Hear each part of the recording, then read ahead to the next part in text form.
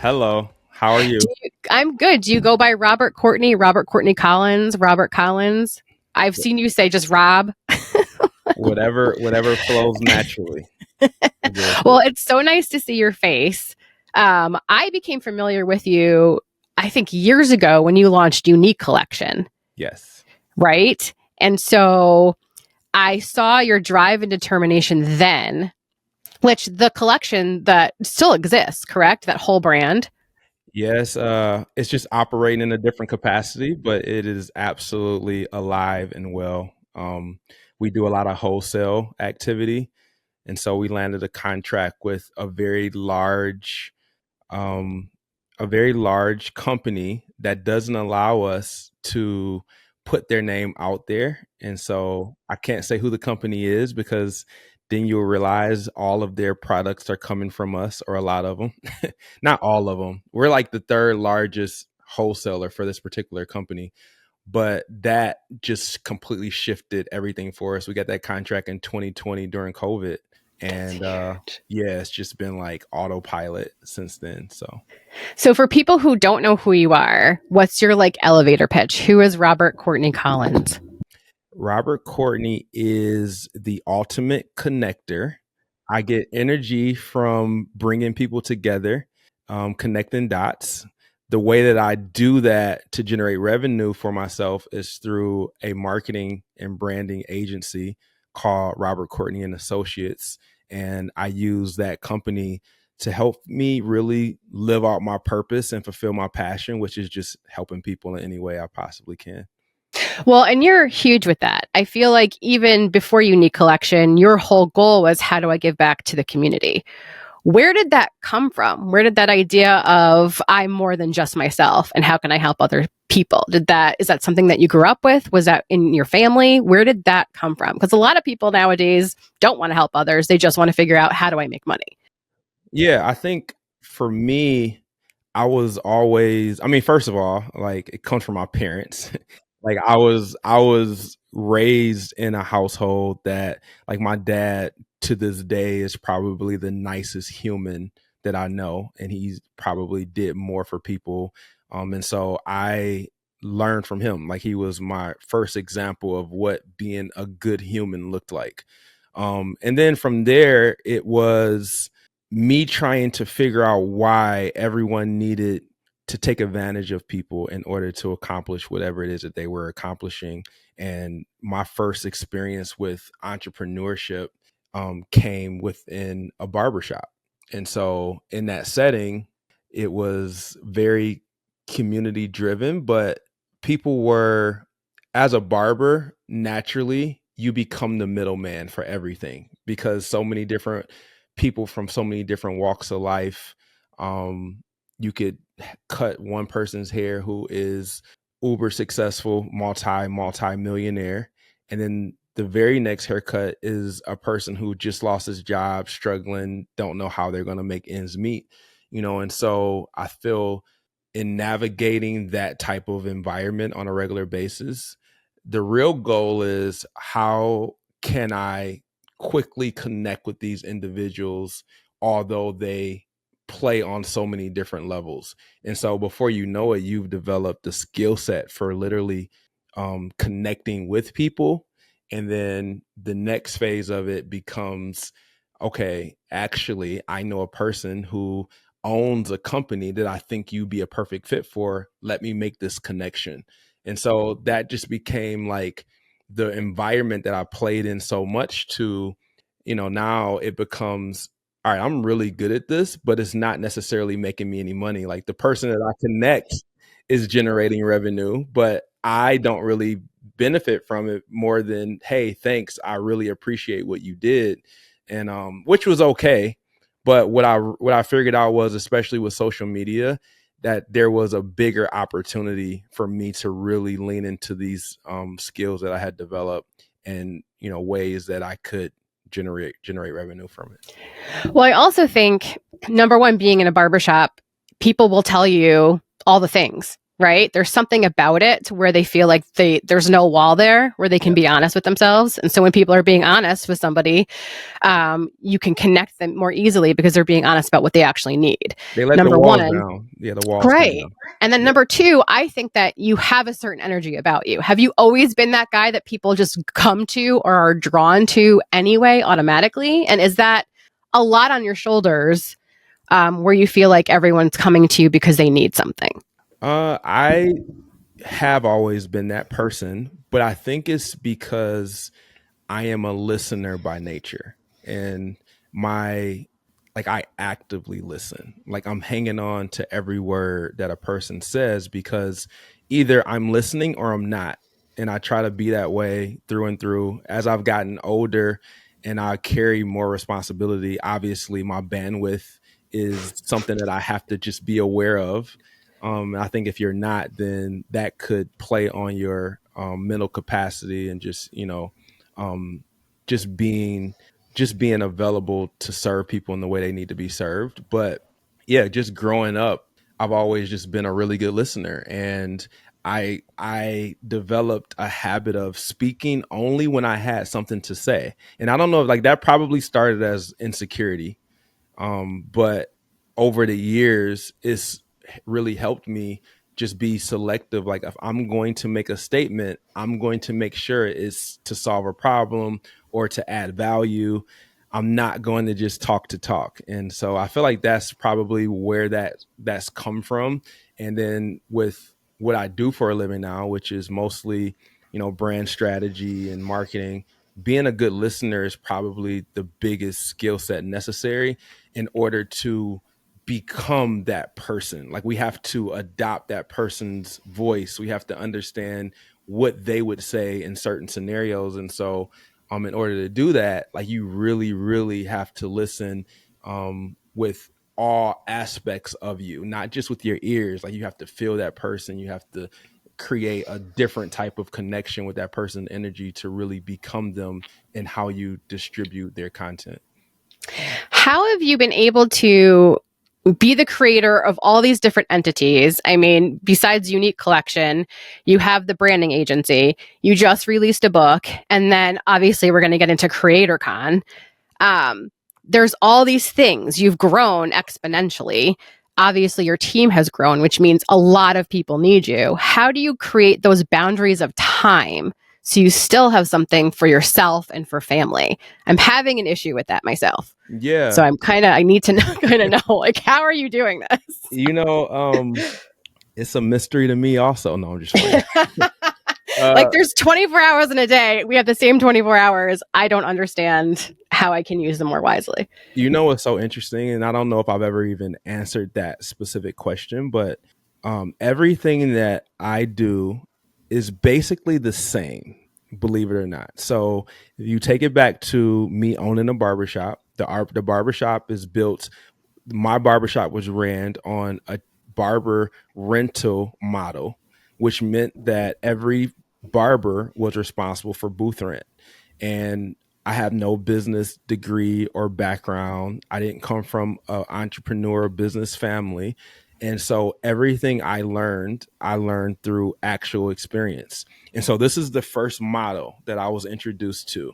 Every individual pays me, that money pays the bills. As long as I can keep the chairs full, that means that people come into the barbershop because they're coming to see their barber, which means that the word about the barbershop continued to spread and it kept me in business. Super simple, black and white. The next iteration of that, if you think about my team and Robert Courtney and Associates, it's essentially the exact same thing. We bring in account managers to manage social media accounts, and only thing that I've had to create framework work for is the amount that each social media manager can handle before we need to bring in another social media manager. So it's the barbershop model based around social media accounts, and it's worked very well for me. And so everything is for me done in framework. And once I figure out a framework that works, all I do is duplicate the system. So if we go to Brandon for Beginners was a group presentation that I did for business owners because I didn't have the bandwidth to do one-on-ones. So I just would put them all in the same room. It was before coaching calls and Zoom calls became a thing. I was doing that in person, teaching everybody because I didn't have the team or the resources to do it for each individual person. So Branding for Beginners just simply became a book, and the event Branding for Beginners became CreatorCon. Like it's it's just a bigger version of Branding for Beginners with more moving parts. But I don't really change my models. Like my thing is, if you find something that's working well, you don't have to reinvent the wheel. You just simply reframe it and repackage it, and then figure out how a way to do it better. But the components are the same. But along that framework is growing pains at some point in time, which I'm going through right now, and I'm trying to decide, do I want to grow? Yeah. Because the bigger it is, right, the less hands-on in a way you can be, because again, there's only 24 hours in a day. So talk to me about growing pains. When there was that point where you were like, we have to expand. Yeah. How did you get through that? Because financially it's hard. Maybe it wasn't for you because you had unique and you've grown brands before. There was a point in time where I had to call my husband and say, hey, I have to go into our savings account to make payroll this month. That's not an easy conversation to have, but I couldn't not do it, right? Because I want to continue growing. Yeah. Was there ever a period of time when you were growing multiple brands that you were like, how are we going to sustain this? Yeah, absolutely. I mean, growing pains come in a lot of different ways. And so I feel like there's a lot of questions that was wrapped into there, but I'll do my best to break each one down. So growing, if you want to grow, like there's only a few ways that you can grow. You can grow with money or you can grow with people. Like that's pretty much it, right? And so if you're going to grow with people, then that means that the systems have to be in place so that those people can help you eliminate the need for you to be directly involved. And so if there's not systems and there's not documentation around what your frameworks are for the areas that need you to duplicate yourself, then growing is going to be impossible when it comes to people.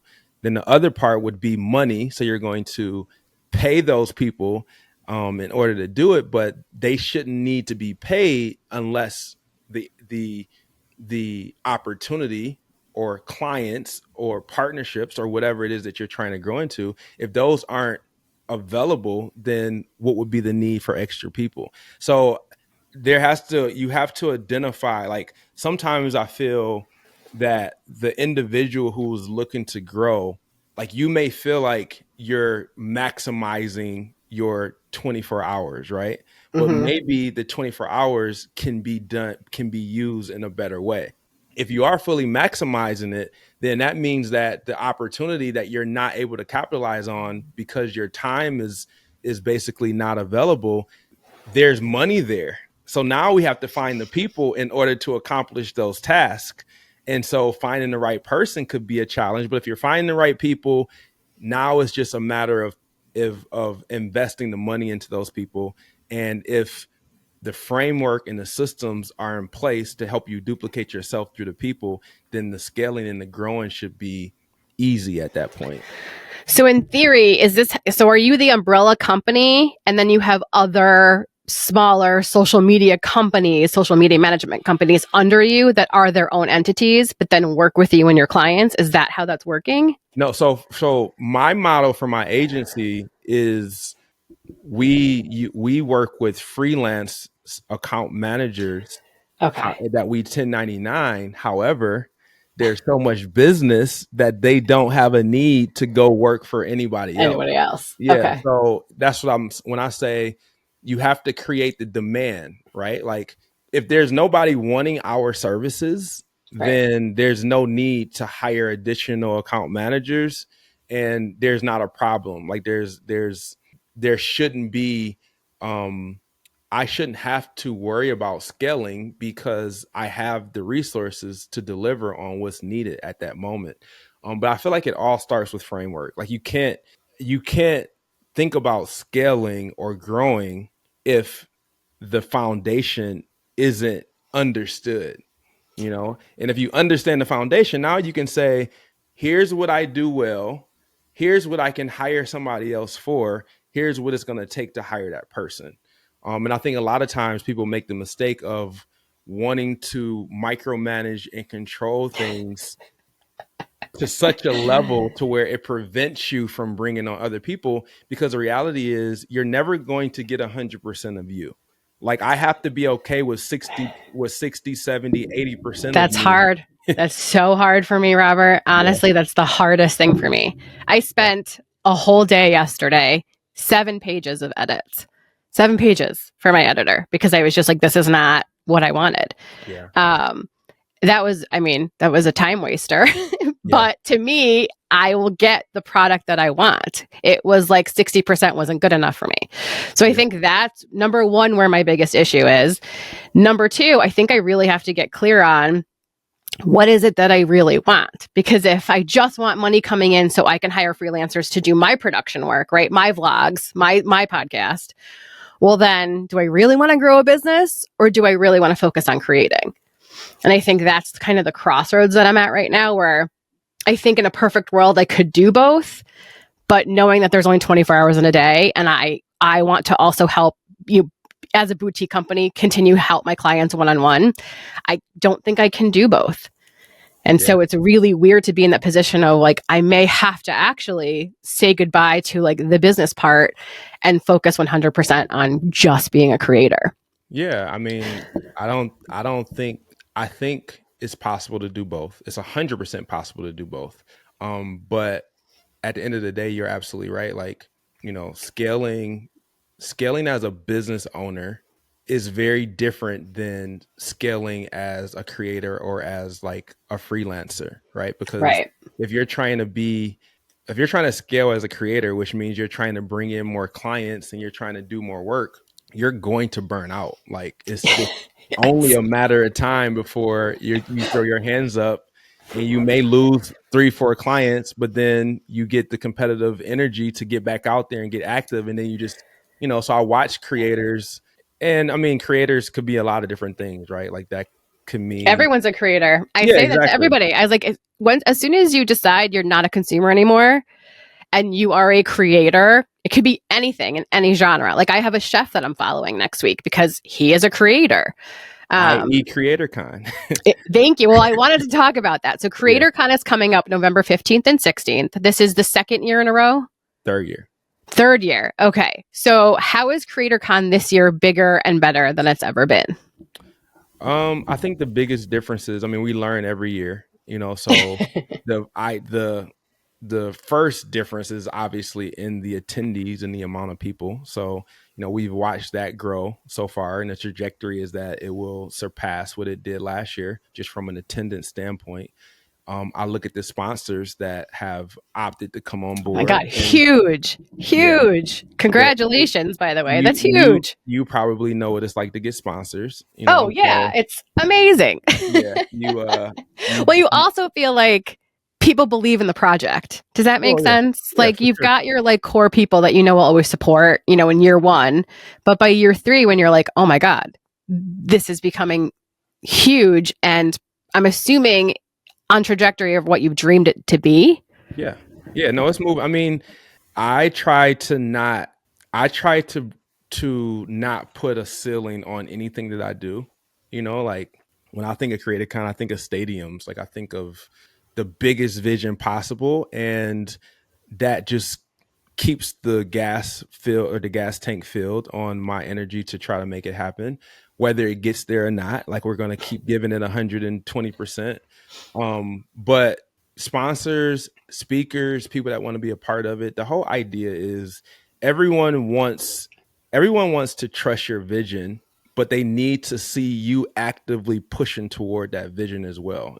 So if I do CreatorCon the first year and then it doesn't come back the second year, or it's not better, bigger and better, then basically the people are like, yeah, I was afraid of that, but whatever I start is going to, have massive amounts of energy, because I'm not going to start it if I don't feel motivated and inspired to keep pushing it until its fullest potential. So what we've experienced is us going into our third year, and just like the planning. Now, when people say, "Well, what are the numbers? What did it do? Can you show me?" And we can show them like the happy faces, the recaps, the testimonials, the numbers of attendees that showed up. All of these things now make people more interested, and they're still naysayers. Like there's still even the ones who basically give you hope and they suggest that they're going to support or sponsor, and then you don't hear from them. But all those things for me fuel the tank. Like they give me more motivation to push even harder, because clearly I haven't done enough work, and I've never been afraid of work. Like I'll do what's necessary. Well, and for those people that fall off, just energetically, it allows for the people that do want to support you wholeheartedly, number one. And number two, I feel like you're a true visionary. I mean, does your brain ever shut off? Are you consistently thinking of year one and year two and like what could be better and how do we amp it up? Yeah, when does the brain stop? in a When does very it stop? in a very intentional way. Like I've definitely learned over the years to manage my brain and my thoughts and my ideas. And there's so many ideas that'll never see the light of day, that are incredible ideas, I might add. But you have to just learn how to manage your own creativity, because every idea isn't meant to be executed, or it's not meant to be executed by you. And I have tons of ideas for CreatorCon that financially just don't make sense at the moment, that Yet. may or may not happen. Yeah. Yet. But at the end of the day, it's being practical, it's understanding the landscape, it's understanding the city of Detroit, what what sponsors are looking for, how it plays into their bigger plan. So all of these things are being factored in as I roll out. Like we started CreatorCon with the idea of just connecting creators and putting these industries under one umbrella.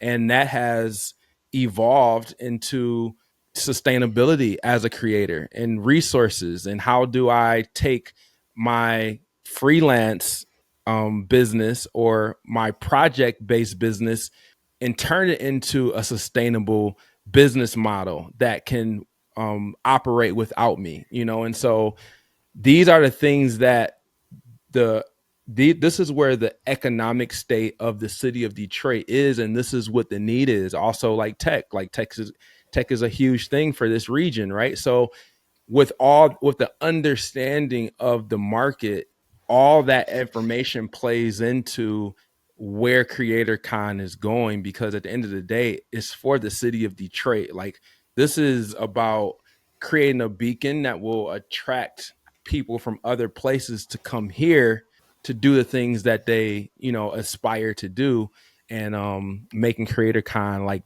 the conference that brings all that together.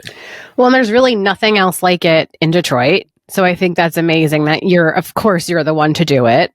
Our tickets are still available, right? Is it CreatorConDetroit.com? Yep. And then speakers, you're closed for accepting speakers. Speaker nominations are closed. Okay. And then there is a few that's still being selected to fill out the program. Okay. But as far as like submissions, like that part is closed. Okay. What can we expect from CreatorCon this year? What are we looking forward to? We have some huge surprise announcements as far as featured speakers and fireside chats. We have started rolling out some of the primary speakers for different industries and segments. So you can go to Instagram.com/CreatorCon.det to get some of the most up-to-date information. But as someone who's never been, the biggest difference this year is going to be that it's a 2-day conference versus a 1-day conference. And one of the things that we've noticed with growing the conference realm just here in Detroit, like there's not any conferences hardly. And so people who's never left and went to other states like California or Vegas or Miami, you don't have conference legs. Like you're not going to come at 9 o'clock in the morning and stay until 4 or 5 o'clock in the evening.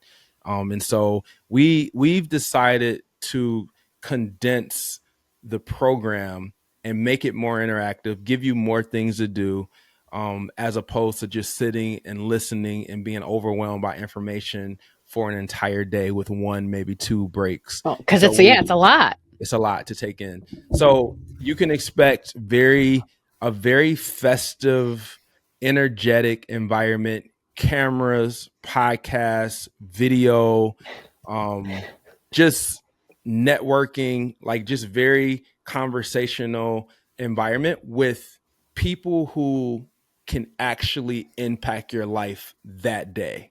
Like one conversation can change everything for you if you're the right fit and you're bringing the right value. Someone can potentially create an opportunity that could change your life in that interaction. That's what I'm excited for. I feel like I'm staying open to that opportunity. I got my podcast was picked to be in the podcast playground, so I'm so excited for that. Yes. Only 15 too, out of a lot of entries. I know. Thank you. I appreciate that. I think it's going to be incredible. But I'm also excited for everybody that's coming, because I feel like there's something about that energy of creating together and what can we do together, and then also seeing things in a different way.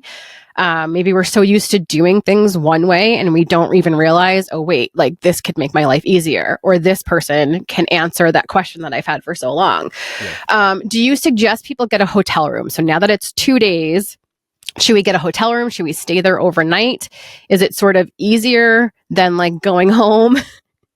What do you think? Should we have like this immersive 2 days and just stay in the city? I mean, it would be amazing if you support the Cambria and grab a room, since they are the hosts, so I'm definitely going to encourage and push people grabbing a room where you could just literally go upstairs, sleep, and come down the next morning for the remainder of the conversation. But even if you didn't decide to stay, doors open at 9 a.m. The actual program won't start until 11 or 12. So there's going to be 2-3 hours of just, there's workshops. Again, there's the podcast, there's vendors, there's exhibitors. And so we want to really allow for connections and conversation to happen. So if that looks like staying at the Cambria, that's amazing. If that looks like you going home, that's amazing as well. There will be a few afterglows happening that's not at Cambria. And so if you buy the $100 VIP band, that will get you access to some of the after events and things happening over CreatorCon weekend. But we've made it a very intentional program where you can come Friday and get everything you need. You might come Saturday, get everything you need. Obviously, we want you to come both days, but we want you to curate the experience that's best for you. If you really want to go, I would for sure get the VIP pass, because I feel like you need to get everything out of this 2 days, and especially with you guys presenting, why miss out on any opportunity, right? Get the VIP pass and you're good to go for everything, which I think just makes it so much easier on everybody. And especially like, bring your team, get your whole team a VIP pass, right? Like, don't just come by yourself. If you have a media company, a production company, a marketing company, a branding company, and then I'm sure you're going way outside of that also with tech and AI, et cetera. Bring your team to this. Show them that you want to invest in their creativity and values and getting to know other people. You can't expand if you're always just in your isolated little, corporate block. 100%. So I suggest getting VIP passes for your whole team. Just to piggyback on that, this is real estate, this is investing, this is hospitality, so this isn't just about creators and creatives in this traditional sense. This is about what we talked about earlier. Everyone is a creator if you have to produce content to show on platforms. And that's a concept that I feel we are still adjusting to when it comes to just professional services and like how we show up, how we get clients, how we create awareness. And so that's why this conference is so important. You can be a real estate agent looking to learn how to be a better creator through content, and there could be a Rachel there, and Rachel is very good with podcasts and quick videos and recaps. And now that conversation happens, and next thing you know, it's like, you know what? Instead of me doing it, I'm going to hire you to do it. And then magic is made. And so like that's where the plant your seeds and let it grow really comes into play. And that's why I want to put as many different people in different industries all under one roof, because we're on the same wavelength. Well, and you also see where entertainment is going, right? The reason why YouTube is the number one entertainment platform, beating out all these other streaming platforms, is because it's more than just a query, right? Like, how do you do this? It's become an entertainment platform. And you don't have to be a YouTuber to tell your story. We all have a story to tell. So I think that when every industry starts to realize, oh, like we can have skin in this game of telling our story, because with the brand, people don't buy the what, they buy the why.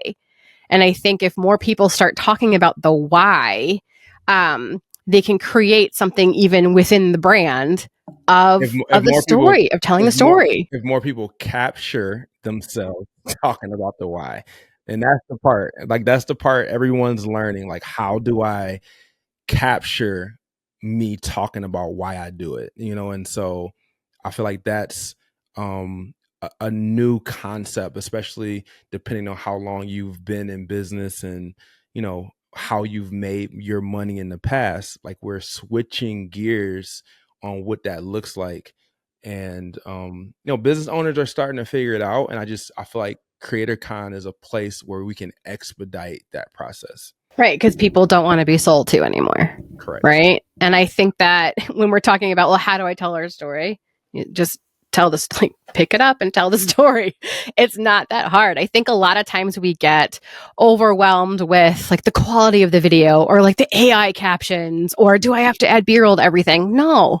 You don't have to do any of that. You don't even have to be face to camera if you don't want to. You can have an AI voiceover and not even be face to camera, but still tell your story. There's so many different ways that we can create content, i.e. tell our stories. And I really looking forward to CreatorCon to see just exponentially how many different ways that people can come together and create together. Are you speaking at CreatorCon? Absolutely. I mean, okay. So normally, like, all of my big platforms are an opportunity to give other people platforms. So I never make myself like the star of the show. Yeah, but you're a great public speaker. I mean, you're an amazing speaker. Thank you. I appreciate that. I will definitely say a few words, but I won't be the focal point. It'll be it's my opportunity to give everybody else a place to share their stories and speak to their expertise. So. Okay, so CreatorConDetroit.com. Follow them on Instagram as well. Tickets are still available. Like I said, I suggest everybody get a VIP pass because you'll get way more out of the event. Before I let you go, there's two more things I want to talk to you about. Okay. MAMBA and then the social media store. I remember news was released about the social media store. Where are you at with that space? So the social media store is actively being built out. The build out timeline is completely out of my control. And so the last update as of Monday of this week, what's today, Tuesday? Yesterday, is they're just waiting for electrical permits and then we'll be all set. And so the electrical is the last piece. I'm hoping for January open, but that would be amazing. However, it's going to open when it's supposed to. And so if it's not we trust the process, correct? Absolutely. Trust the process. 1000% trust the process. But I'm so, like, CreatorCon got our hands full. My team, we will meet anywhere and everywhere. We're on Zoom, we're in other people's offices, we're in the streets creating content. Like, so I don't even need an office per se, but the social media store is for the people. It's for the public. It's a concept that I feel is needed and necessary. And the only fear is that someone else opens up a similar concept before our store open. Have you talked about what the concept is? Like, is it like a co-working space or is it a creating space? What is the concept behind the social media store? It's both. Okay. So the concept is that there's so many people that can't necessarily afford social media management services, and they just need quick answers around social media related questions. And so the social media store is will be a membership based model where people can come in off the streets and get quick real time information, feedback, help, suggestions, direction um, at the store. And That's then brilliant. on top of that, there'll also be creative tools. So we'll have the photographers, the videographers, the cameras, everything that a creator would need to create high quality professional content will be there. Our team will be there. Obviously, those things will be based on different packages and pricings and membership levels.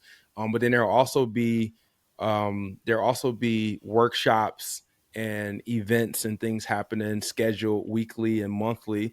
So if you're looking to be better at Reels or better on Instagram or how to work TikTok or Facebook, like there will be workshops happening weekly that you can come by and learn all the, different things that's being taught in those That is workshops. awesome. Yeah. And then MAMBA, the So Michigan Association of Marketing and Branding Agencies. Did you create this, or are you just part of a bigger?